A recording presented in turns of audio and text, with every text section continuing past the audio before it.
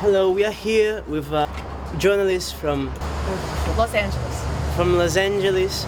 We are gonna ask her a few questions about uranium. First of all, you have a podcast, and we wanted you to talk a little bit about your career as an activist and all the things that made you do a podcast every week about radioactive and its dangers. If you could talk a few lines about it, would be wonderful. I'd be happy to share that with you.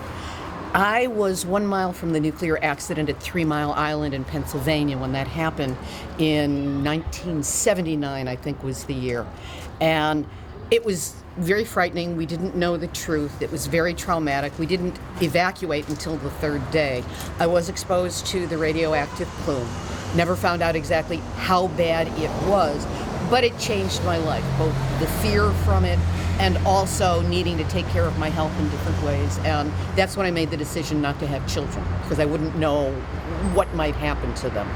But I did not become an activist at that time because there was too much post-traumatic stress. It was so traumatic to me. So I just ignored nuclear. When Chernobyl happened, I ignored it because I thought everybody else is afraid of nuclear.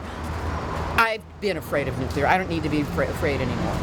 But when Fukushima happened, there was enough time that had passed, enough healing, and the internet was right there, so you could see in real time what was happening.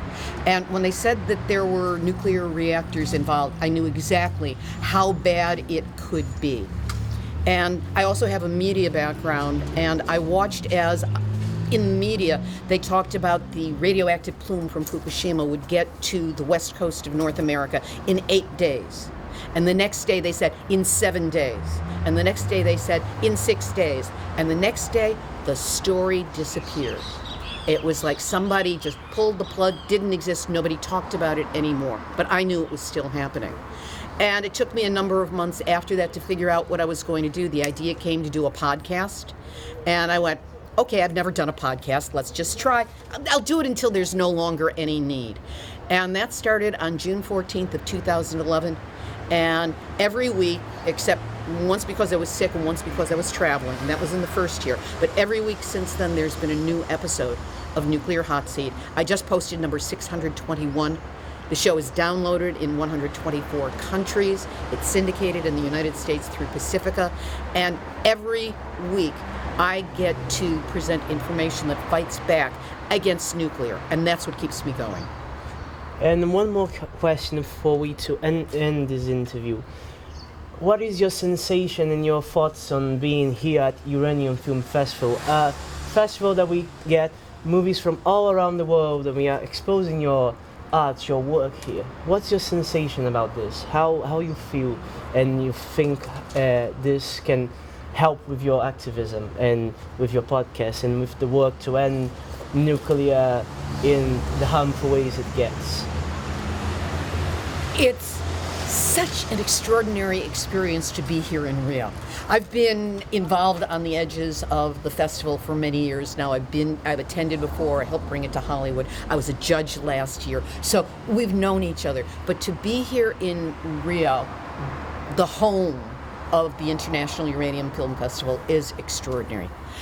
What you need to understand is that each of these films represents the passion, the time, the energy, the talent, and the dedication to change of a filmmaker or a small group of filmmakers working with very few resources in order to put together something that they see that is so important. They can't not do whatever they can to put it into the world. So each one is a gem of up-close and personal activism on the part of those who are actually doing the films.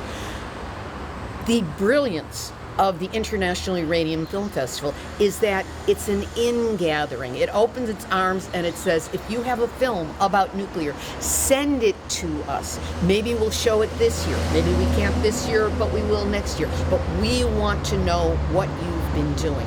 And in that way, they bring together all these separate little films from wherever, put them in one place to promote it as one piece, and then from there, from their network, the information gets out even further. It is a crucial piece in the media side of the battle against all things nuclear.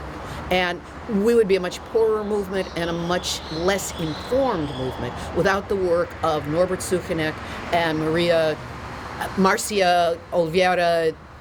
I forget Marcia's last name, I'm sorry. Of course, thank you for your time and thank you for participating in our work and having this wonderful interview. And that's all with her. Thank you all.